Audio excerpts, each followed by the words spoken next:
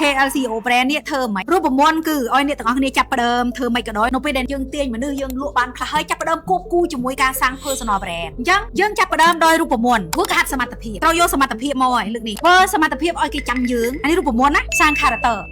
គេសាង3ចំណុចបើយើងលក់អ្នកលក់ខោអាវធ្វើម៉េចឲ្យគេចាំយើងឈ្មោះយើងនឹងស្អីគេត្រូវ keyword អត្ថាធិប្បាយឈ្មោះយើងឧទាហរណ៍ថាយើងអ្នកលក់ខោអាវឬក៏លក់ skin care យើងអត្ថាធិប្បាយខ្លួនយើងបែបណាបើយើងអ្នកលក់ skin care យើងត្រូវដាក់ keyword មួយអត្ថាធិប្បាយខ្លួនឯង slogan មួយដែលអត្ថាធិប្បាយខ្លួនឯងថាជាអ្នកលក់ skin care ដែល40បូកអានោះយើងទៅចាប់ក្រុមគោលដៅតាក់ទងនឹងអ្នកទាំងអស់គ្នាគឺថានេះបំផឹកសមត្ថភាពខ្លួនឯងនេះទី1ក្រុមគោលដៅទី2ឲ្យអ្នកទាំងអស់គ្នាគឺទៅដល់ច្រកចំណូលចំណុចណាដែលអតិថិជនព្រមចាយលុយ unique selling point របស់យើងមានន័យថាធ្វើម៉េចឲ្យខ្លួនឯងលេចធ្លោទៅដិនរឿងអី unique selling point របស់យើងនេះឯងដែលធ្វើឲ្យយើងសាងខ្លួនបែបអត្តនោមាត់នៅពេលដែលអ្នកទាំងអស់គ្នាយល់ធ្វើកាត់សមត្ថភាពខ្លួនឯង3ចំណុចនេះ unique selling point យើងដឹងក្រុមគោលដៅយើងថាយើងធ្វើឲ្យគេព្រមទិញយើងបែបណាធ្វើឲ្យគេចាំយើងនៅផ្លូវណា